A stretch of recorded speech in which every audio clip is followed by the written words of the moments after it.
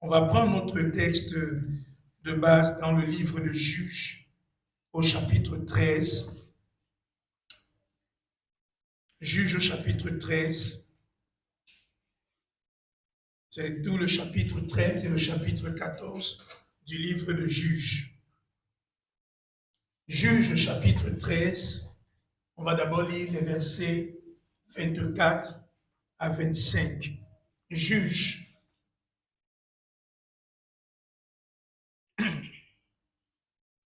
La Bible dit, la femme enfanta un fils.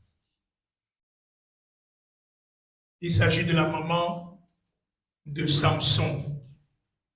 La femme enfanta un fils et lui donna le nom de Samson. L'enfant grandit et l'Éternel le bénit. Et l'Esprit de l'Éternel commença à l'agiter à Machanédan entre Toréa et Eshtaol. On nous dit, la femme enfanta un fils et lui donna le nom de Samson. Le thème de mon message ce matin, je l'ai intitulé « Souvenons-nous de Samson ». Souvenons-nous de Samson. Souvenons-nous de Samson. Je crois que depuis l'école de dimanche, on nous enseigne, on nous parle de l'histoire de Samson. Le nom de Samson signifie petit soleil, ou encore, on peut dire, éclatant, rayonnant. Alléluia. Le nom de Samson signifie petit soleil, ou encore, on peut dire, éclatant, rayonnant. Et donc, à partir de son nom, nous comprenons que Samson était destiné à la gloire. Samson était destiné à un grand dessein. Samson était né pour une destinée glorieuse. Alléluia. Samson était né pour être une lumière pour Israël. Malheureusement, nous connaissons comment Samson a fini sa vie. Il est mort aveugle. Il est mort dans les ténèbres, dans l'obscurité. Il est mort de manière tragique. Même s'il a accompli, entre guillemets, sa destinée, mais Samson est mort de manière tragique.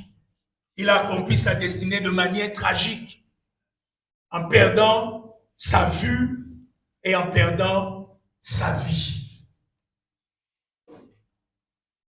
Et donc, chaque fois qu'on parle de Samson, c'est le premier contraste qui apparaît entre cet homme qui était né pour être la lumière d'Israël, entre cet homme qui était né pour une destinée glorieuse et cet homme qui, malheureusement, est mort dans l'obscurité physique, si vous voulez.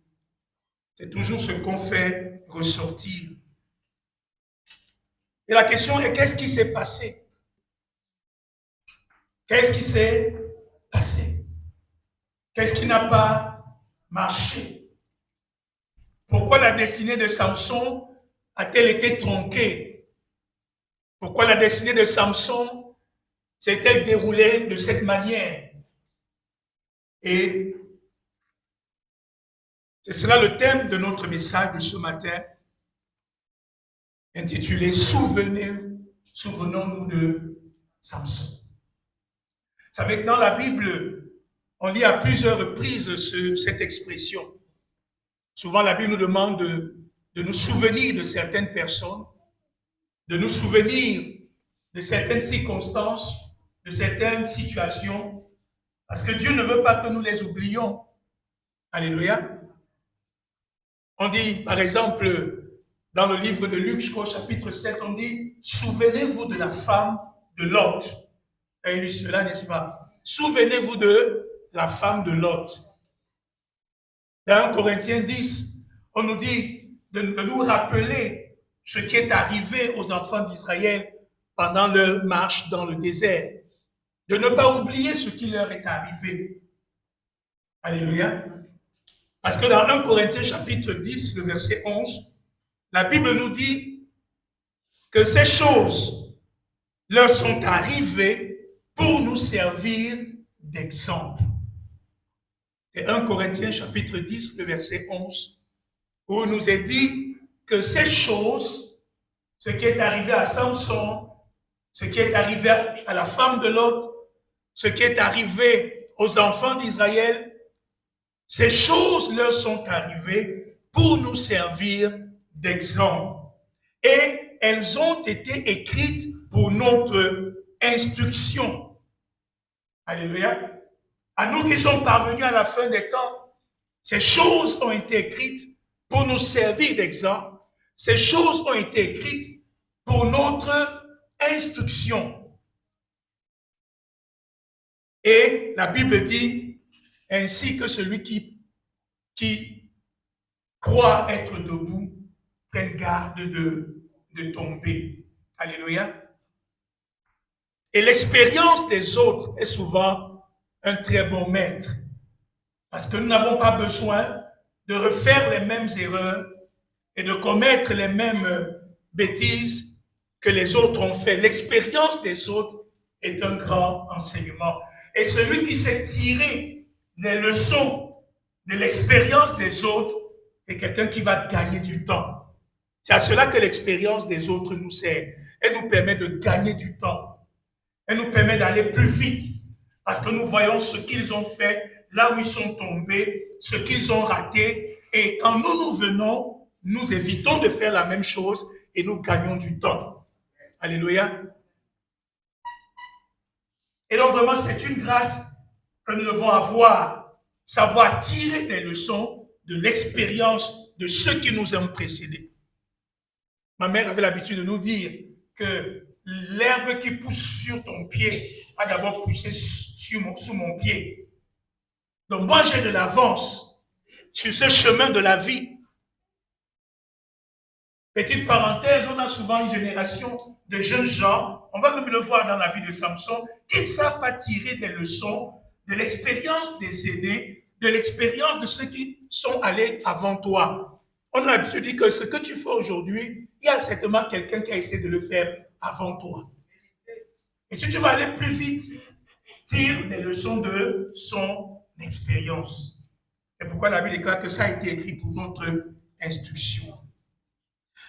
Alors, lisons dans le livre de Juges au chapitre 13, le verset 5.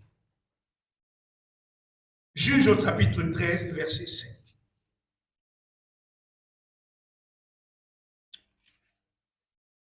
Si vous voulez bien comprendre le contexte, on peut même lire à partir du verset. On va lire le verset 1 et 2 et puis on va lire le verset 5. Juges chapitre 13. Il nous est dit, les enfants d'Israël firent encore ce qui déplaît à l'Éternel. Et l'Éternel les livra entre les mains des Philistins pendant 40 ans. Il y avait un homme de Toréa, de la famille des Danites, et qui s'appelait Manouach. Sa femme était stérile et n'enfantait pas. Donc pendant 40 ans, Israël, à cause de son péché et de sa désobéissance, a été livré à la domination des Philistins pendant 40 ans. Alléluia. Pendant 40 ans, Dieu les a laissés entre les mains des Philistins. Mais Dieu est un Dieu de miséricorde. Dieu est un Dieu de compassion. Dieu n'oublie jamais ses enfants. Dieu n'oublie jamais son peuple. Malgré leur désobéissance, Dieu ne les a pas, Dieu n'a pas mis la croix rouge sur Israël. Il s'est souvenu de sa miséricorde. Il s'est souvenu de sa compassion. Et il a dit, je vais faire quelque chose pour mon peuple. Je vais le délivrer de la main des Philistins. Et on nous dit qu'il y avait une femme, un monsieur qui était marié à une femme, qui s'appelait Manoah de la tribu de Dan, qui était marié à une femme, et sa femme était stérile. Et ce sont ces personnes que Dieu va aller voir. Verset 5. On nous dit, car tu vas devenir enceinte. Est-ce qu'on peut lire ensemble le verset 5? Une fois et deux. Tu vas devenir enceinte, tu enfanteras un fils. Le rasoir ne passera point sur sa tête, parce que cet enfant sera consacré à Dieu dès le ventre de sa mère, et ce sera lui qui commencera à délivrer Israël de la main des Philistins. Alléluia. Cet enfant que je vais te donner à toi, cette femme qui est stérile, cet enfant sera consacré à l'Éternel dès le ventre de sa mère. Le rasoir ne passera point sur sa tête. Alléluia. Et ça sera lui qui commencera à délivrer Israël de la main des Philistins. Je vais vous montrer la manière d'agir du Seigneur. Alléluia. Après 40 ans, je décide de délivrer mon peuple. Après 40 ans, je décide de lui manifester ma miséricorde en venant à son secours. Je ne déploie pas une armée d'anges pour aller décimer les Philistins. Je ne fais pas tomber du ciel une armée pour aller détruire les Philistins. Mais je passe par une femme, je lui donne un enfant et je dis que c'est cet enfant-là qui va devenir le libérateur d'Israël. Et la première chose que j'aimerais vous montrer ce matin, c'est ce mode opératoire du Seigneur. Ce mode opératoire du Seigneur veut que Dieu passe par des hommes pour délivrer les hommes. Dieu passe par des hommes pour délivrer les hommes. Donc Samson naît avec un mandat de libérateur. Alléluia. Samson naît avec un mandat, avec une mission de libérateur, le libérateur d'Israël. Ce petit bébé, ce petit fœtus qui est en train de grandir dans le ventre de la femme de Manoah, ce petit enfant qui va naître, c'est lui le libérateur d'Israël. Voilà le mandat avec lequel Dieu agit. Voilà le mode opératoire du Seigneur. Dieu passe par des hommes pour délivrer des hommes. Dieu passe par des hommes pour bénir des hommes. Dieu passe par des hommes pour aider des hommes. Dieu passe par les hommes pour secourir les hommes.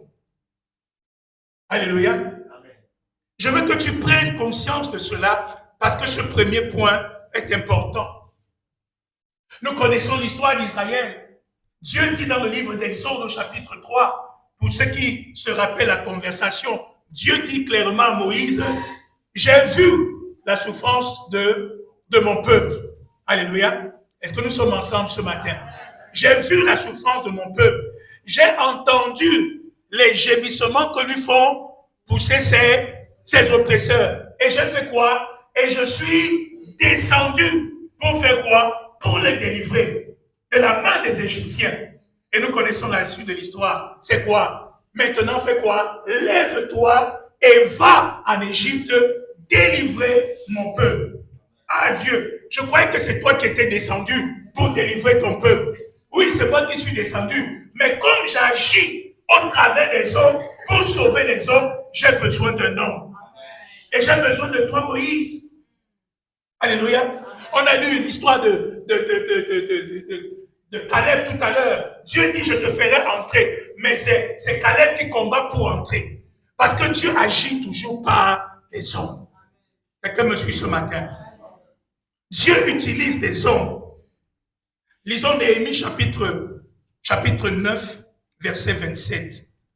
Néhémie chapitre 9, verset 27.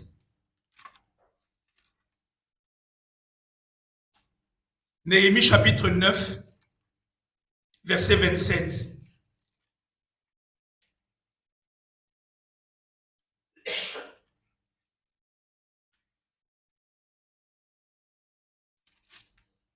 Vous y êtes? Ceux qui ont les téléphones là rapidement pour qu'on gagne un temps. Néhémie chapitre 9, verset 27.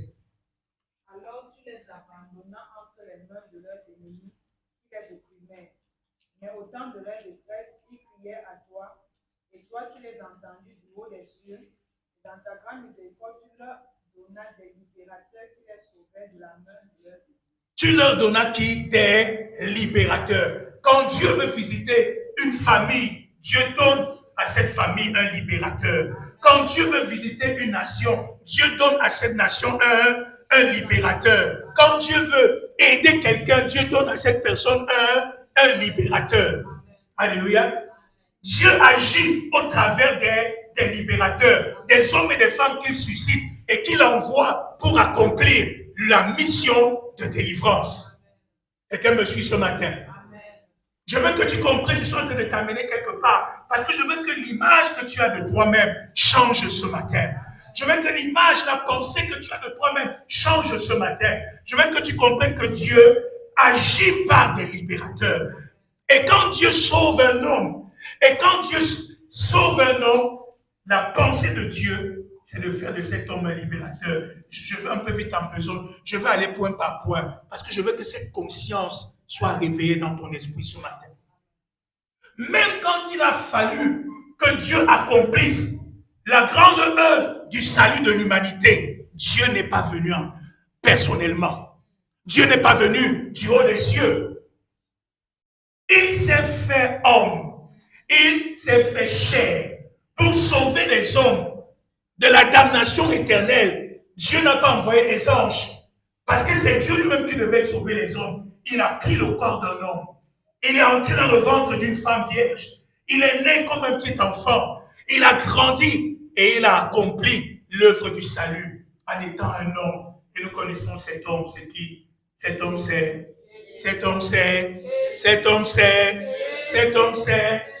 Il vient dans ta vie avec un mandat de libération. J'aimerais t'introduire et te présenter ce matin le libérateur des libérateurs.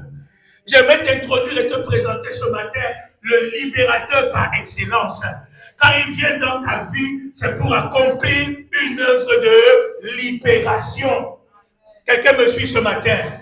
Tu devrais être fier de cela.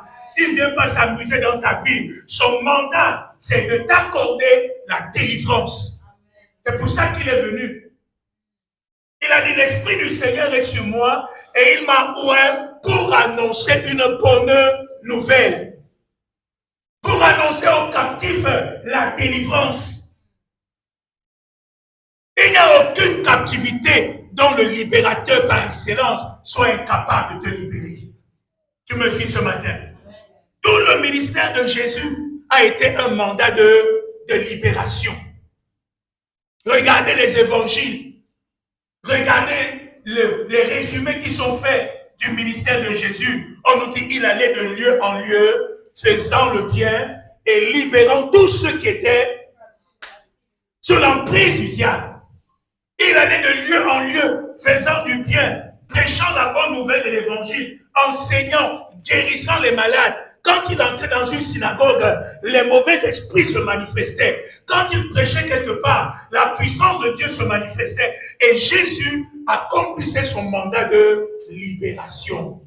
Oh, ce Jésus n'est pas venu se balader dans ta vie. Ce Jésus n'est pas venu jouer au pays dans ta vie. Il est venu avec une mission, c'est ta libération totale. Quelqu'un me suit ce matin? Quelqu'un me suit ce matin? Il vient pour me libérer. Luc dit, il nous a suscité un puissant sauveur dans la maison de David, son père. Un sauveur qui nous délivre de la main de nos ennemis et de tous ceux qui nous haïssent. Dis à ton voisin, tu es un puissant sauveur. Ah, dis-lui, tu es un puissant sauveur. Je ne sais pas quelle est ta calamité ce matin. Je ne sais pas quelle est ta captivité ce matin. Mais nous avons un puissant sauveur. Dieu ne nous a pas abandonnés. Dieu ne nous a pas oubliés. Il nous a suscité un sauveur. Son nom, c'est Jésus. C'est pour ça que la Bible déclare qu'en son nom, tout genou fait quoi? Tout genou fait quoi? Fléchit. Et toute langue confesse qu'il est Seigneur. Alléluia. Est-ce que tu as donné ta vie à Jésus ce matin? Est-ce que Jésus est ton sauveur personnel ce matin? alors tu n'as rien à craindre parce que c'est le sauveur par excellence. Alléluia.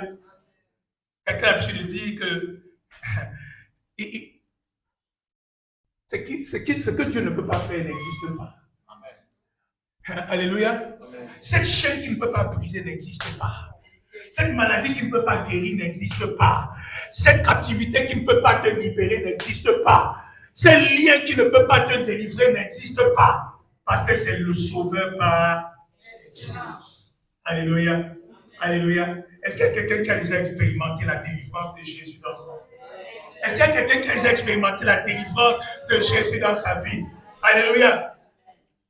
Oh, je suis sans secours. Je ne sais pas qui m'aider. Je ne sais pas qui appeler, qui invoquer, qui viendra à mon secours. Mais Jésus se révèle à moi comme mon libérateur. Alléluia. C'est ce qu'il fait. Et Jésus, quand il a travaillé, il n'a pas travaillé seul. Jésus a enrôlé avec lui une douzaine de personnes. Alléluia, qu'il appelait ses disciples qui ont marché avec lui. Regardez ce que Jésus va faire dans Luc, au chapitre, d'abord dans Matthieu chapitre 10. Matthieu chapitre 10, verset 1. Matthieu chapitre 10. Matthieu chapitre 10.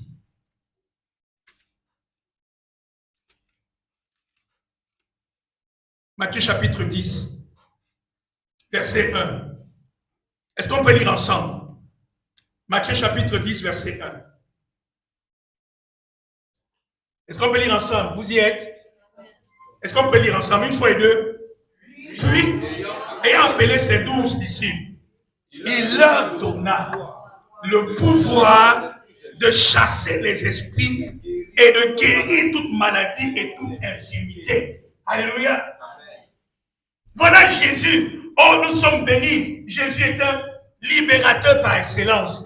C'est un homme extraordinaire qui délivre les captifs. Mais Jésus dit non, non, non, non, non. Je vais vous montrer un modèle. Alléluia. Parce qu'il ne s'agit pas uniquement de moi. Mais Dieu est dans un programme de délivrance et de libération des hommes. Et il a besoin des hommes pour libérer d'autres hommes. Alléluia. Il a besoin des femmes, il a besoin des jeunes, il a besoin des hommes pour aller partout, à gauche et à droite, pour libérer d'autres hommes. Et vous me dites, si je vous ai choisi, parce que vous allez faire la même chose que moi.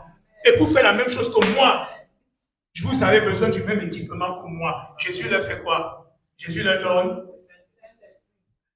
Lisez ce qu'on a dit. Jésus fait quoi? Jésus leur donne le pouvoir de faire quoi? Le pouvoir de faire quoi? Il a donné à qui? Il a donné à qui? Est-ce que j'ai des disciples de Jésus ce matin dans cette salle? Est-ce que j'ai des disciples de Jésus dans cette salle ce matin? Est-ce qu'il y a un disciple qui sait que Jésus a mis entre ses mains un pouvoir pour aider quelqu'un? Tu ne m'as pas encore bien compris. Je dis que Jésus appelle ses disciples. Est-ce que la volonté de Dieu a changé? Est-ce qu'on peut dire que c'est juste du temps de la Bible? Ici, nous voyons clairement la volonté de Dieu, le plan de Dieu, le mode opératoire de Dieu. Les disciples qui étaient des hommes comme toi et moi, qui ont marché avec Jésus, Jésus leur donne aussi le même pouvoir. Pourquoi? Parce qu'il a besoin que des hommes aillent sauver d'autres hommes. Tu me suis ce matin? Amen. Et regarde tes mains, dis j'ai reçu le pouvoir. J'ai reçu ce pouvoir. J'ai reçu ce pouvoir. Dis j'ai un mandat de libérateur. Dis comme Samson, j'ai un mandat. Je sais que ça prend du temps souvent pour entrer dans notre esprit. Parce que nous avons une autre vision de notre vie chrétienne. L'ennemi a tellement falsifié, mis la confusion dans notre compréhension de la vie chrétienne, que souvent ces choses prennent du temps à entrer en nous. Tu as un mandat de libérateur. Tu as un mandat de libératrice. Dieu t'a appelé dans ta maison, dans ta famille. Il t'a sauvé pour faire de toi son instrument de libération. Et les disciples sont partis. Regardons Luc chapitre 10, verset 17. Luc chapitre 10. Luc chapitre 10.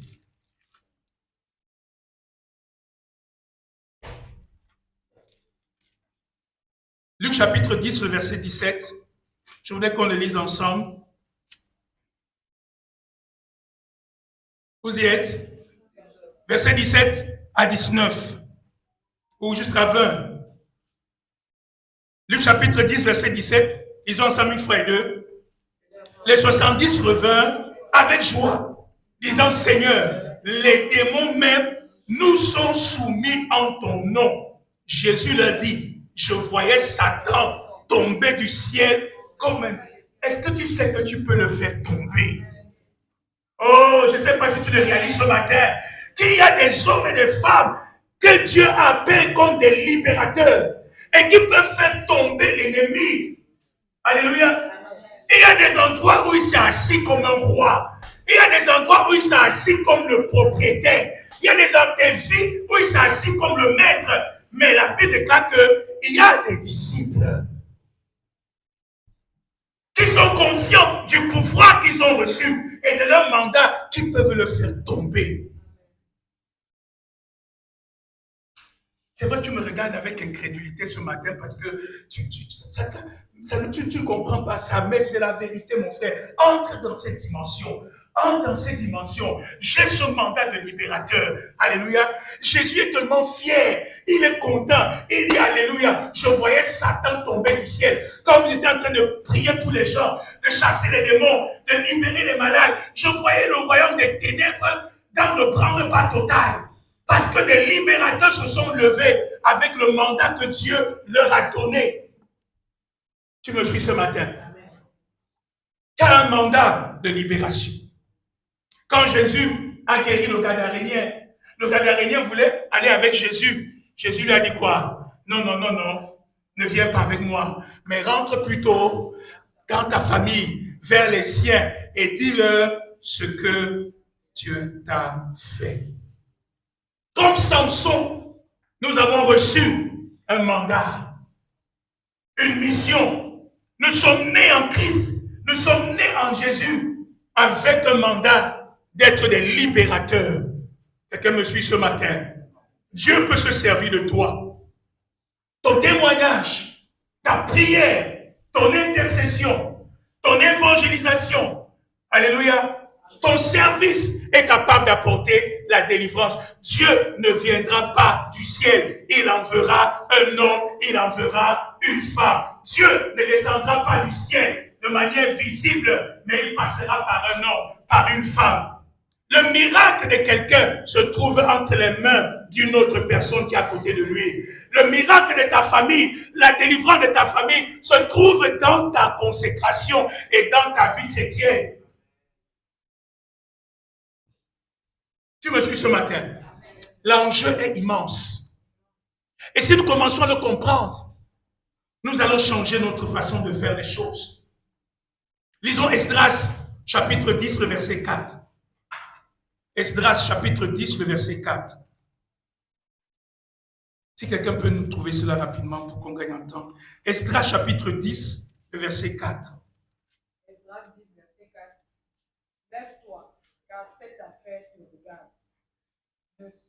Nous serons avec toi, prends courage et agis. Esdras, chapitre 10, verset 4 dit quoi? Lève-toi, car cette affaire te regarde. Je suis venu te dire ce matin, lève-toi, car cette affaire te regarde.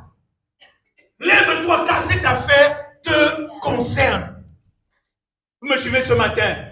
Levons-nous. Cette affaire nous concerne. Cette affaire dans ta famille, où les gens ne remplissent pas le nombre de leurs jours, cette affaire te regarde. Alléluia. Cette affaire où les enfants sont en train de prendre des mauvais chemins à gauche et à droite, cette affaire nous regarde. Alléluia. Nous sommes dans cette nation. Cette affaire nous regarde. On n'est pas juste appelé pour s'asseoir comme ça. Il y a des choses qui se passent à gauche, à droite. Il y a des hommes que le diable est en train de créer. Mais il faut des hommes et des femmes qui savent que cette affaire-là me regarde. Ça me concerne. Ça me concerne. Je peux vous dire honnêtement,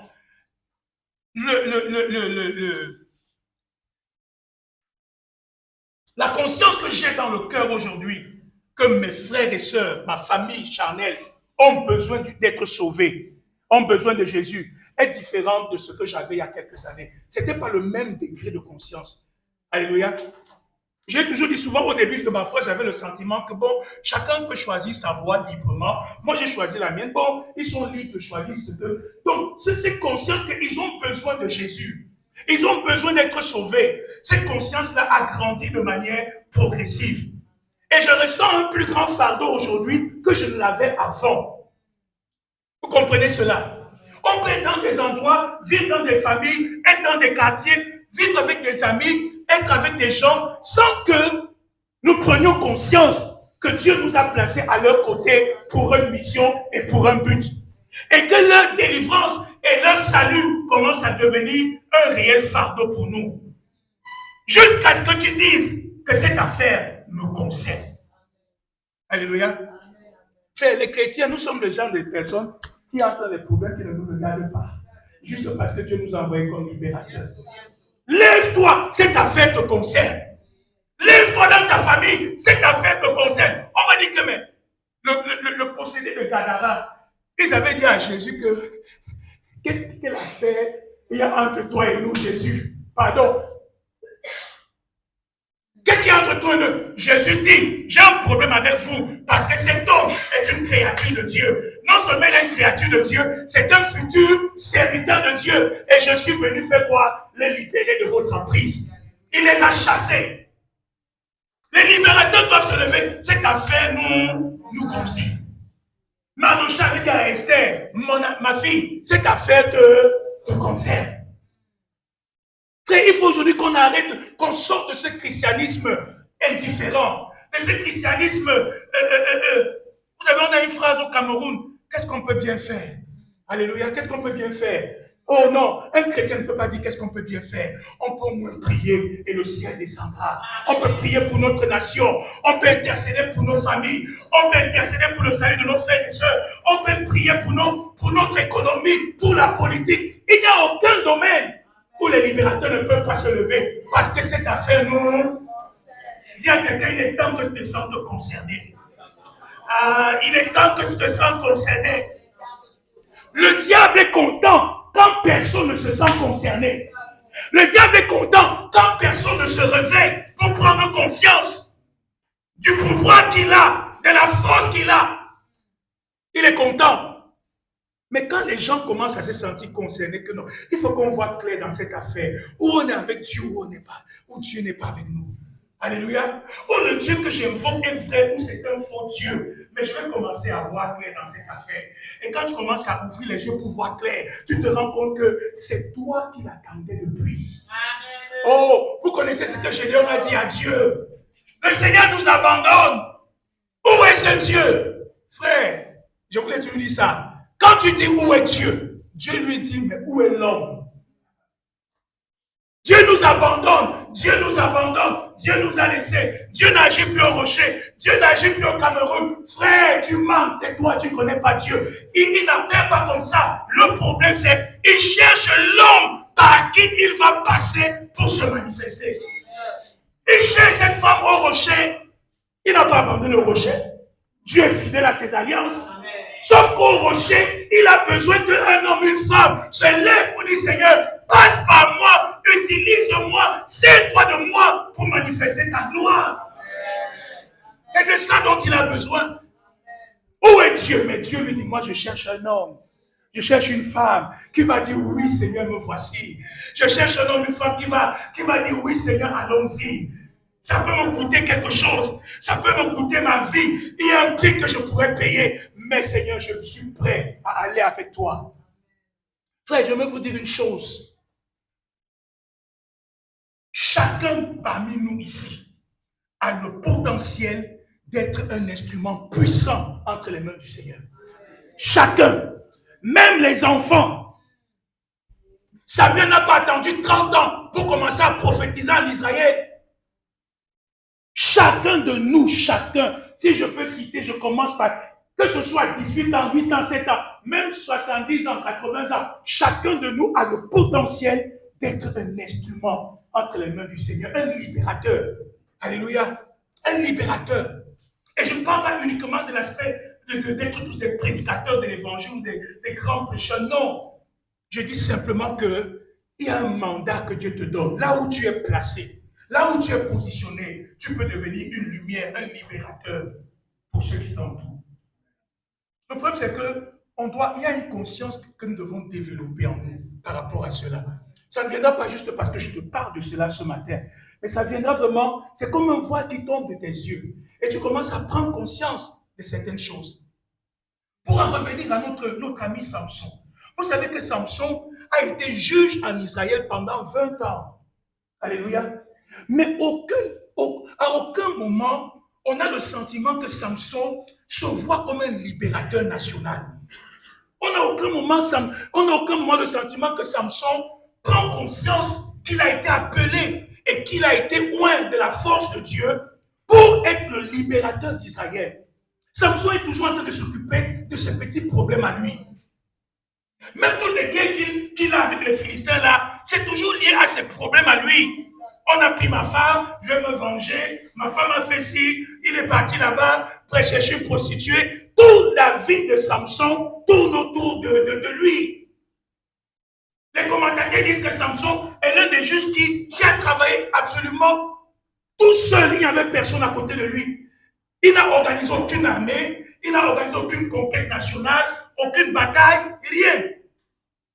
C'est comme si le gars n'arrivait pas à entrer dans la dimension du libérateur national.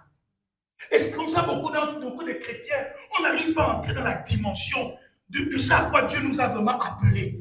En tant qu'église dans une nation, en tant que chrétien dans une famille, en tant qu'église dans une ville ou dans une cité, on a du mal. On croit qu'on a pour venir faire nos petites histoires, taper nos mains, bagarrer pour nos petits combats de la vie de tous les jours et finalement aller au ciel. Non. Que Dieu ouvre nos yeux ce matin. Ah, que Dieu ouvre tes yeux ce matin. Commence d'abord par ta propre famille. Que ce fardeau commence à grandir. Après, ça doit passer à la dimension nationale, ou même de la ville, ou même de ta société. Alléluia. Tu commences à développer cette conscience-là que j'ai été appelé pour être un libérateur. Et quand Gédéon était tellement fâché, il dit à Dieu, tu nous as abandonnés. Dieu dit à Gédéon, va, je t'envoie. Alléluia. Il dit à Gédéon que moi-même là, je suis trop dépassé par mes propres combats là. Parce que moi-même là, j'ai trop de limitations. Comme c'est que je suis d'abord né dans une famille où il y a trop de problèmes. Nous là, on est des petits, on est des pauvres. Alléluia. Moi, je suis d'abord là pour gérer mes problèmes personnels. Dieu lui dit, va. Il dit, ok, d'accord, tu veux que j'aille, mais je vais délivrer les gens là avec quoi? J'ai quoi? Dieu lui dit que tu n'as pas besoin d'avoir quelque chose. C'est moi qui fais quoi? Qui t'envoie.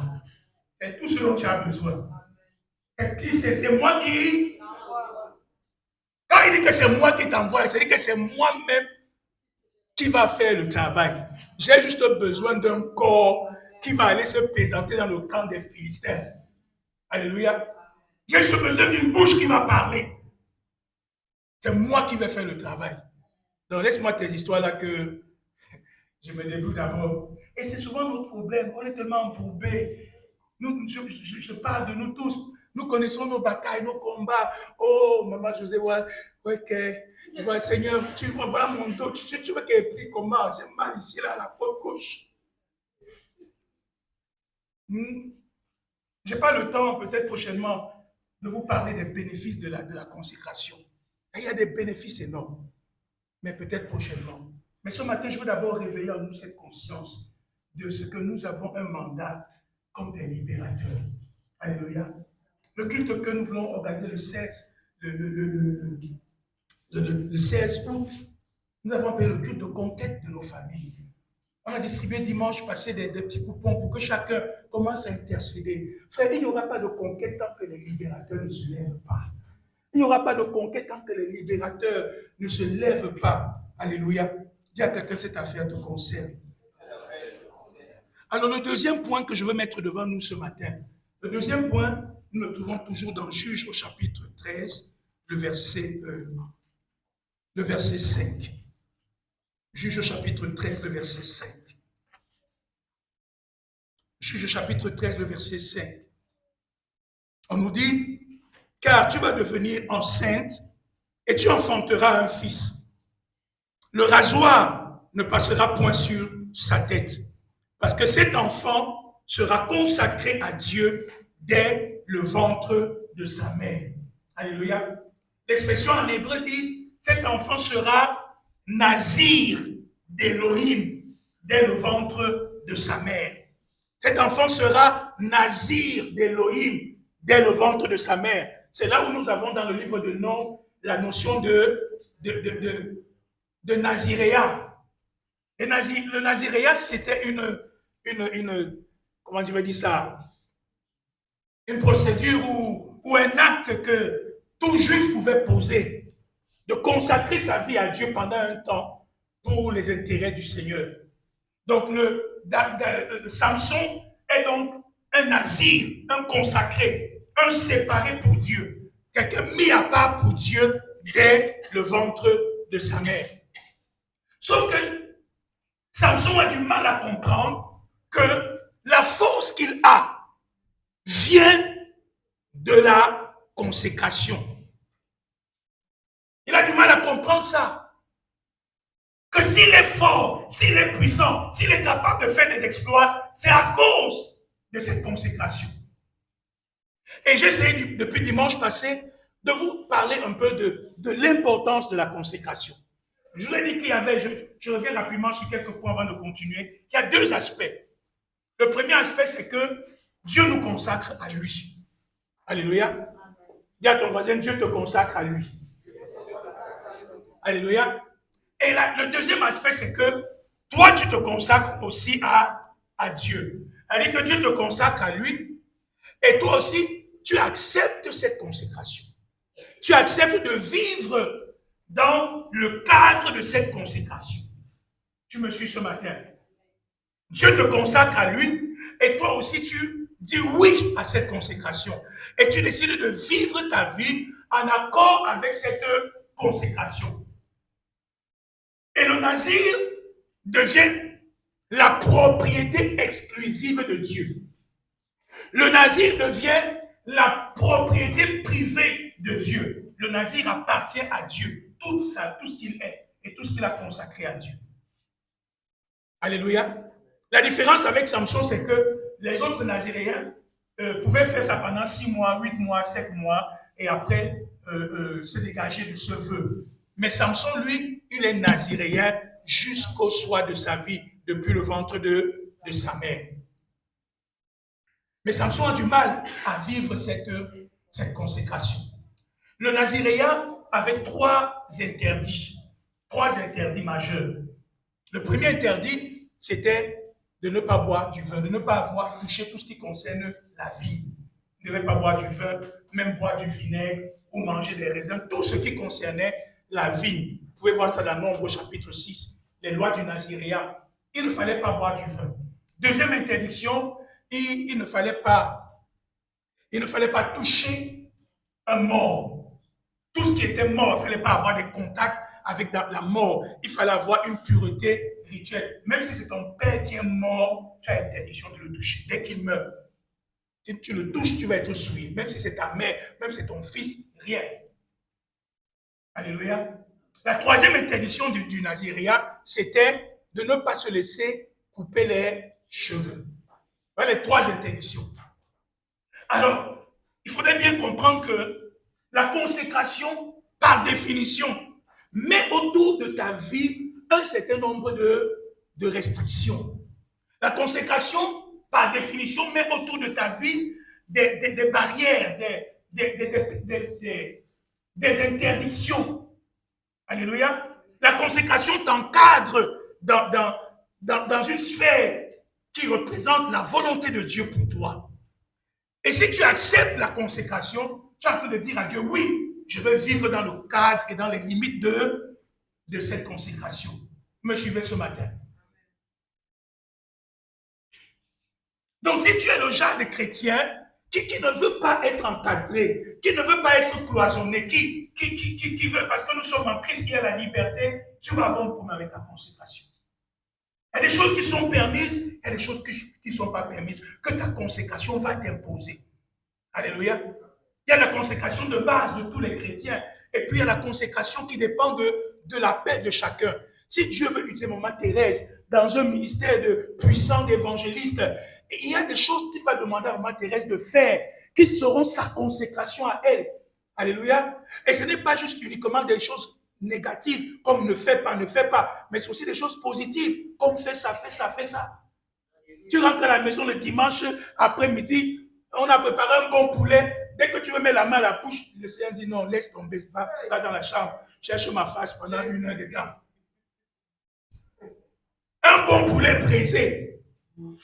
C'est parce qu'il sait ce qui t'attend peut-être demain. Il sait que peut-être le matin, quelqu'un va venir, tu frapper à ta porte, et il faudra que tu sois prêt pour être utile. Hein? Maintenant, tu as le choix de manger le poulet et puis, si je mange le poulet, je serai rassasié. Je serai content, n'est-ce pas? Mais demain matin, quand le monsieur va venir, la chose qu'il devait avoir dans la prière, là, je n'aurai pas. Et c'est la chose là qui peut régler son problème. Alléluia. Donc maintenant, je compare maintenant la joie de manger du poulet et la joie de voir un homme délivré par la puissance de Dieu. Qu'est-ce qui me procure plus de joie? Jésus était plein de joie. Et son esprit tressaillissait d'allégresse. Quand les disciples ont dit, on voyait le diable tomber du ciel comme un éclair. Voyez, voilà un peu la consécration. Ça met autour de nos vies des barrières, des contraintes. Mais que nous acceptons parce que nous connaissons la valeur de ce que Dieu a mis en nous. Alléluia. Et donc, c'est important de comprendre cela, cette séparation. Mais quand vous regardez la vie de Samson, Samson va de manière claire transgresser allègrement, progressivement, successivement, toutes ces interdictions. Quelqu'un qui lit superficiellement le livre de Samson va dire « Waouh, Samson est en train de faire des exploits ». Mais chaque fois qu'il fait quelque chose, il viole. Première interdiction de boire du vin. Dès que le gars se lève, il dit « Je veux une femme ». Et quelle femme? Pas une femme juive, une femme des Philistins. Ses parents disent que tu ne peux pas prendre la femme là. Samson dit que c'est elle qu'il veut. Ses parents aussi ont fait quoi? Il ne peut pas prendre la femme là, non. Dès que la femme arrive, Samson fait quoi? Il va organiser un festin. Vous croyez qu'il y a le festin sans la boisson? Le gars boit sa bière, il boit son vin, il fait son festin. Il oublie qu'il est naziréen. Est-ce que Dieu a dit quelque chose? Dieu n'a rien dit. Maintenant, même au milieu de la fête, il pose une énigme aux gens. Vous allez voir que Samson, c'était quelqu'un qui, comme s'il s'amusait, quoi. La vie pour lui, c'était comme un jeu. Il aime beaucoup les énigmes. Il pose une énigme aux gens. Quand il partait chercher la femme là, un lion est venu contre Samson. Samson a déchiré le lion là avec ses mains. Vous connaissez l'histoire, n'est-ce pas? Il a laissé le lion coucher. Quelques temps après, quand il est revenu, il arrive, il voit le lion là, il voit le miel dans le lion. Rappelez-vous que le lion est mort. Il est nazi, il ne doit pas toucher quelque chose qui est mort. Samson arrive là-bas, le gars prend sa main, tu goûtes un rayon de miel. Il mange. Il arrive, il donne même à son père, à sa mère. Personne ne demande que gars, tu as pris ça où? Et maintenant, quand il arrive chez la femme, bon, vous connaissez un peu ce qu'on fait avant de se marier, les devinettes. Il pose une devinette à sa belle famille, les Philistins. Il dit que de ce qui est fort est sorti ce qui est doux. Dites-moi. Les gens sont dépassés. Finalement, ils ont l'intelligence de dire qu'on va voir sa femme, sa fiancée là qui veut épouser là. Et il dit à sa femme que, mais, on voit que ton gars, s'il nous a amenés ici, c'est pour nous humilier. Il va nous manquer de respect, comment? Va lui demander. La fille part et harcèle Samson. Vraiment, tu veux mettre ma belle famille, comment tu peux dire que tu m'aimes? Et tu veux mettre la honte sur ma belle famille, comment? Sur ma famille. Elle harcèle Samson. Finalement, Samson donne la réponse. Il donne la réponse. Vous voyez que Délila ne vient pas maintenant. Il a commencé sa faiblesse là depuis le début. Et puis maintenant, il donne la réponse. Et la fille aussi pas donnée à sa famille. Sa famille vient donner la réponse. Et Samson sait que c'est sa femme qui a livré le secret. Mais comme il faut qu'il paye ce qu'il avait dit qu'il doit payer, et les chemises et les pantalons qu'il devait donner, le gars part, comme il est fort, n'est-ce pas? Le gars se lève, il part attraper les Philistins dans la bouche là-bas, il les tue. Et il les tue et il fait quoi? Il les déshabille, il prend les chemises pour venir donner à la belle famille. Il touche encore aux morts. Les morts que le mec a tués là, il les touche encore en les déshabillant. Il vient donner la deuxième interdiction. Après, il y a eu des problèmes encore. Oh, c'est monté, c'est descendu. Samson dit que je vais me venger. Je vous explique pas l'histoire. Si vous lisez, vous allez être scandalisé.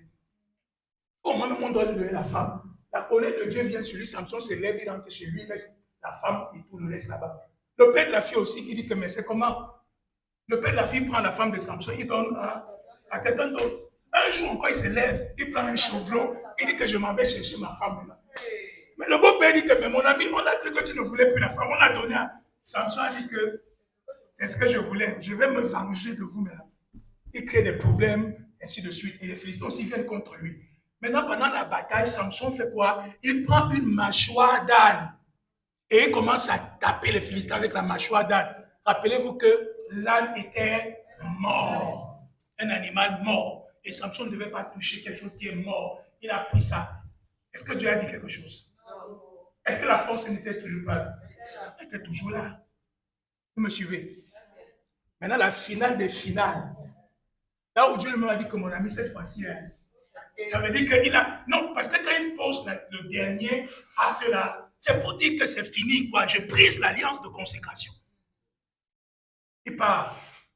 Voilà Delilah, il met sa tête sur la cheveux, les cuisses de Delilah. Delilah fait quoi? C'était la finale. Tous les trois. Vous voyez que Samson est allé de manière progressive dans la violation, les petites compromissions, les petits laisser-aller. Et voilà comment Samson viole sa consécration de manière progressive. Et finalement, il se retrouve à un moment où Dieu n'est plus avec lui. Comprenez cela? Donc, ça n'arrive pas toujours d'un coup. Ça n'arrive pas toujours d'un instant. Delilah, c'est même, souvent vous accusez trop Delilah. Delilah n'est que le dernier point parce qu'il a commencé depuis même. Mais comme Dieu est miséricordieux, et c'est ça qui est dangereux, frère. Comme Dieu est miséricordieux, Dieu continue toujours à agir, à l'utiliser, même comme il est en train de violer les règles de son naziréat. Mais Dieu est patient, Dieu est miséricordieux, Dieu continue d'agir, Dieu continue d'opérer jusqu'au moment où il va commettre ce dernier acte et Dieu va dire, je ne suis plus avec toi. Mais ce qui est dramatique, c'est que la Bible déclare que Samson ne savait pas que l'Éternel s'était retiré. Chaque fois que tu brises ta consécration, alléluia, tu perds la manifestation de la présence de Dieu. Dieu est avec toi, mais il ne se manifeste plus. Quand tu brises ta consécration, quand tu détruis ta consécration en Dieu au fur et à mesure, petit à petit, tu laisses tes choses, tu te compromets dans ceci, cela, tu dis, ah non, ça va. Mais tu ne sais pas que tu es en train de briser ta consécration et tu perds la manifestation de la présence de Dieu dans ta vie. Dieu est en toi, Dieu est avec toi, mais sa présence, sa gloire ne se manifeste plus. Tu fais des rituels, tu fais tout ce qu'il y a à faire, des pratiques chrétiennes, religieuses, mais la gloire de Dieu n'agit plus en toi. La gloire de Dieu ne se manifeste plus en toi. La présence de Dieu n'est plus une réalité tangible dans ta vie. Quand les gens te voient, on ne peut pas discerner que Dieu est en toi. Vous voyez? Et c'est ça qui est grave. Maintenant, ce qui est dangereux, c'est que Samson ne se rend même pas compte que Dieu s'est retiré de lui. La question que j'aimerais te poser ce matin, est-ce que tu as cette capacité d'évaluer ta vie chrétienne? Est-ce que quand ça ne va pas avec Dieu, tu as des indicateurs qui te permettent de prendre conscience que là, il y a quelque chose qui ne va pas? Ma communion avec Dieu n'est plus comme c'était avant. Ma vie de prière n'est plus comme c'était avant. La crainte que j'ai de Dieu n'est plus comme c'était avant. Est-ce que tu as ces indicateurs qui te permettent de prendre conscience? Parce que le danger de l'esprit religieux, c'est que ça t'aveugle. Tu penses que tu es avec Dieu alors que Dieu n'est plus avec toi. Tu penses que tout est bien alors qu'il y a déjà un problème entre toi et lui. As-tu cette capacité? As-tu ces éléments, ces indicateurs qui te permettent de discerner à un moment donné que, indépendamment de ce que je vois de ça, Mais il y a en moi quelque chose qui témoigne que ma marche avec Dieu n'est plus comme elle était avant.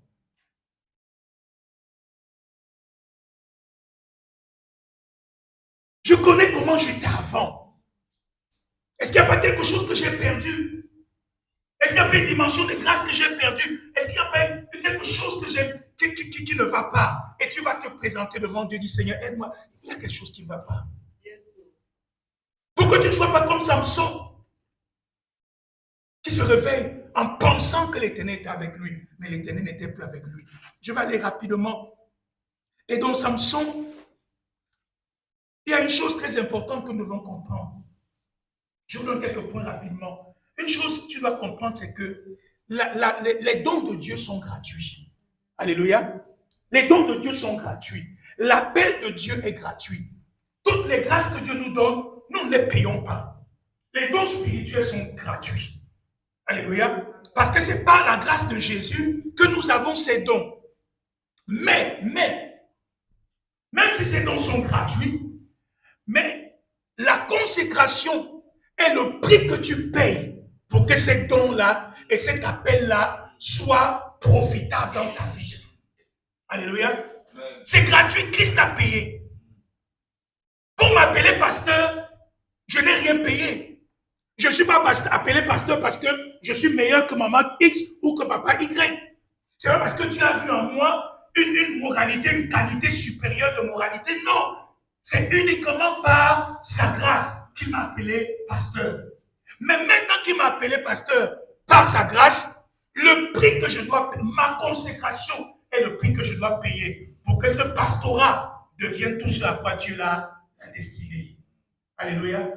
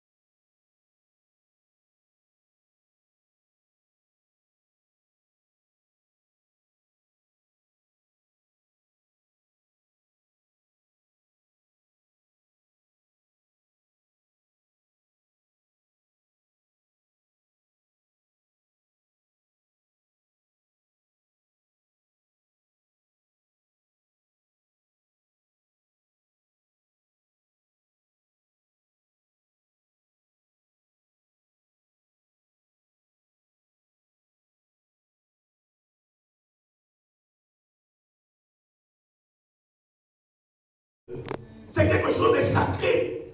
Mais Samson joue avec cela. Je t'ai dit la dernière fois qu'un homme consacré est un homme sacré. Une femme consacrée est une femme sacrée. Ne joue pas avec le sacré. Tu es sacré. Alléluia. Mais Samson blague, pour lui c'est le jeu. Finalement, on va faire quoi? On va couper sa tête. Samson, c'est un homme qui est vraiment, comme on dit chez nous, il est versé de partout.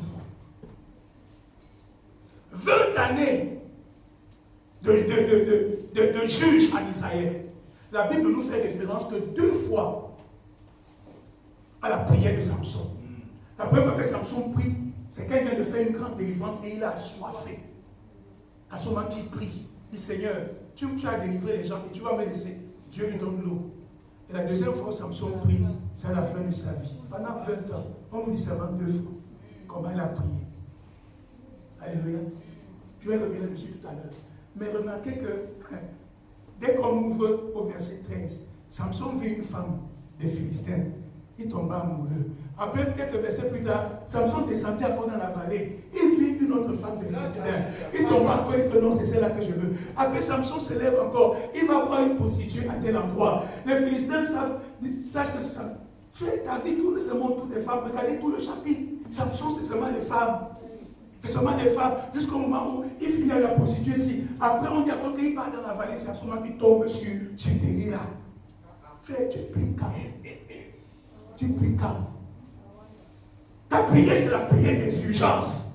Oh Seigneur, je suis en train de mourir de soif, aide-moi. Et il y a des chrétiens comme ça. Frère, si ta vie de prière, c'est seulement la prière des urgences, et que tu n'as aucune vie de prière personnelle, tu es en grave danger. Tu es en danger. Si tu sais seulement prier quand il y a des problèmes, si tu sais seulement prier quand il y a des batailles, si tu sais seulement prier quand il y a des combats, si tu sais seulement prier quand tu as des problèmes d'argent, tu es en danger. Sans savoir que tu es en danger.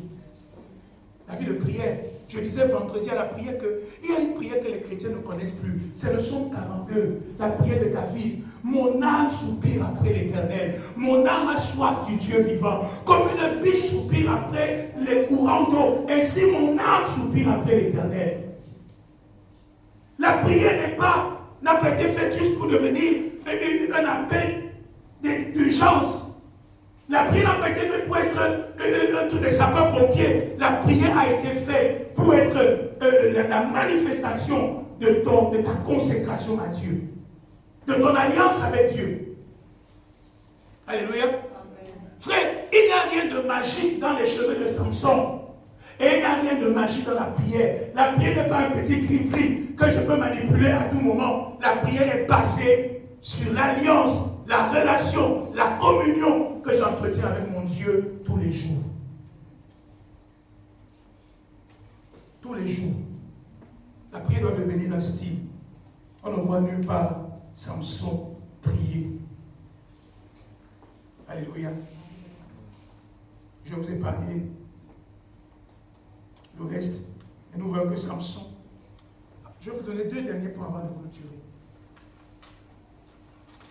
Le premier point, c'est que la Bible déclare que la femme a enfanté l'enfant. On lui a donné le nom de Samson. Dieu a béni cet enfant et l'Esprit de l'Éternel est venu sur cet enfant. Et tout de suite au chapitre d'après, on dit Samson est devenu grand, il commence à chercher une femme. C'est comme si l'enfance de Samson est totalement zappée. Cet enfant qui a été consacré depuis le sein de sa mère, qui avait une destinée connue par ses parents, qu'est-ce qui s'est passé? Est-ce qu'on n'a pas mentoré? Est-ce que ses parents ne lui ont pas inculqué cet appel de libérateur? Est-ce que depuis qu'il était petit, on n'a pas commencé à lui parler pour dire, écoute Samson, Dieu a sa main sur toi, tu seras un libérateur? On voit qu'il y a comme une sorte de blackout sur l'enfance. Pour dire quoi? Il n'y a pas de génération spontanée avec Dieu. Dieu est un Dieu de préparation. Dieu est un Dieu de processus. Beaucoup de chrétiens, nous voulons que les choses tombent du ciel, mais nous ne voulons pas accepter le processus et la préparation que Dieu a établi pour que ces choses deviennent. Si tu deviens ce que Dieu t'a destiné à être, sans la préparation, ces choses peuvent te détruire. Alléluia. Parce que tu n'as pas la préparation. Regardez Samuel. Samuel, quand il est consacré à Dieu, tout de suite, il est auprès d'Élie. Élie est son mentor, Élie le coach. Samson, personne ne sait qui l'a encadré, qu'est-ce qu'on lui a enseigné. On se pose la question, quand on voit les parents de Samson, je me dis c'est des gens qui étaient quand même sensés. Parce que même quand ils parlent avec l'ange, ils disent à l'ange, qu'est-ce qu'on va faire pour cet enfant? Dis-nous, comment est-ce qu'on va faire pour cet enfant? Et l'ange leur dit, mais après, qu'est-ce qui s'est passé? C'est pourquoi c'est important, bien aimé, comme les enfants vont aller à leur camp ce dimanche, que l'Église comprenne que cette affaire nous concerne. Alléluia. Ces enfants doivent être préparés. Ces enfants doivent être encadrés. Ces enfants doivent être conduits dans les voies du Seigneur. Il y a quelqu'un qui doit enseigner des valeurs. Tu es un parent, tu es un père, tu es une mère. Frère, il y a un proverbe en Poulou qui dit que la rivière qui est devenue déformée, c'est parce qu'il n'y avait personne pour la canaliser. Il faut canaliser les gens. Vraiment, Samson apparaît comme quelqu'un, on a dit, mais qui t'a élevé? Il est brut. Il est brut. Ce qu'il voit, c'est ce qu'il veut. Hier, j'étais au grand mall, au mall chinois pour chercher quelque chose. Ah, j'ai vécu une scène. Un enfant, il est parti monter sur les véhicules qu'on expose là-bas. Ah, l'enfant rentre maintenant chez ton père. L'enfant dit que jamais. L'enfant a fait un scandale dans le magasin. Se rouler par terre, ouais, je ne rentre pas. La mauve qui coule, les pleurs qui coulent. Et sa mère était là-bas. J'ai envie d'aller dire à la mère. Attrape-moi l'enfant. Oh, vraiment brut. Et les pauvres parents de Samson sont là, ils ne savent pas comment faire avec ce monsieur. Alléluia. Donc nous devons prier pour les enfants ce matin. Alléluia. Il y a des serviteurs de Dieu parmi eux. Il y a des libérateurs parmi eux. Il y a des libératrices parmi eux. Il y a des prophétesses parmi eux. Faites changer la manière dont vous voyez les gens. Même les païens qui nous entourent, changeons notre manière de les voir. Il y a des serviteurs de Dieu parmi eux. Même s'il est encore païen dans l'alcool, dans la boisson, il est un serviteur de Dieu. Prêche-lui la bonne nouvelle. Évangélise-le. Alléluia. Même s'il insulte Jésus aujourd'hui, demain tu sais pas ce que Dieu peut faire dans sa vie. Même si aujourd'hui il rejette la foi, voyons les hommes comme des instruments de Dieu. Amen. Alléluia. Dieu peut les laver et les utiliser d'une manière qui dépasse ton entendement. Ne mets jamais la croix rouge. Tout à l'heure, je crois qu'on a l'occasion de prier pour les enfants. Alléluia. Nous bénissons Dieu pour sa parole ce matin. Et la Bible déclare que les cheveux de Samson ont commencé à repousser. Vous savez, sur le plan naturel, les cheveux repoussent seuls, on ne fait rien. Mais sur le plan spirituel, rien ne repousse seul. Alléluia. Les cheveux naturels repoussent seuls. Mais spirituellement, les cheveux spirituels ne repoussent pas seuls. Il y a quelque chose que tu dois faire. La première chose que tu dois faire, c'est la repentance. La deuxième chose que tu dois faire, c'est le renouvellement de ton intelligence. La troisième chose que tu dois faire, c'est cultiver une vie de discipline et de dévotion à Dieu. Alléluia. Voilà les trois choses avec lesquelles je termine. Pour que tes cheveux repoussent, la repentance à Dieu. Ne laisse pas les situations non traitées dans ta vie. Ne laisse pas des choses non traitées dans ta vie continuer de pourrir. La deuxième chose, le renouvellement de ton intelligence. C'est ce que nous faisons chaque fois qu'on vient à l'église. Ta façon de penser doit changer. Les choses qui étaient importantes pour toi hier ne doivent pas être les mêmes choses aujourd'hui. Ce que tu voyais comme l'or hier, comme la gloire, ça ne doit pas être la même chose aujourd'hui. Alléluia. Les valeurs que tu avais hier doivent être les mêmes valeurs que tu as aujourd'hui. Si ton intelligence n'est pas renouvelée, tu auras du mal à te consacrer à Dieu. Tu vas réfléchir comme le monde qui dit « Ah, se consacrer à Dieu, c'est une perte. » Et toi aussi, tu vas croire que c'est une perte. Mais ce n'est pas une perte, c'est un gain honnêtement plus grand et plus glorieux. Alléluia. Est-ce qu'on peut se lever ensemble ce matin? Troisième point, c'était mener une vie de discipline et de dévotion à Dieu. Parce que Clarisse a parlé tout à l'heure. La discipline, c'est être capable de faire la même chose de manière constante, de manière répétitive, de manière habituelle. Tu veux réveiller ta vie de prière. Ce n'est pas parce que tu vas faire 1 heure aujourd'hui et après tu sautes 4 jours. Non, tu vas réveiller ta vie de prière en faisant 15 minutes chaque jour, jusqu'à ce que tu passes à une étape supérieure. C'est ça la discipline. et la dévotion à Dieu. N'arrive jamais à un stade de ta vie. Regardez le piège de Samson, c'est que tout lui réussissait. Il était fort. À un moment, il a pensé qu'il n'a pas besoin de prier. C'est le piège des gens à qui tout réussisse. Tu es intelligent, tu es capable, tu as les moyens, tu as ceci, cela. Et l'ennemi peut te mettre dans une situation où tu crois que non, je n'ai pas besoin de prier. C'est un piège. Est-ce qu'on peut se lever ensemble ce matin?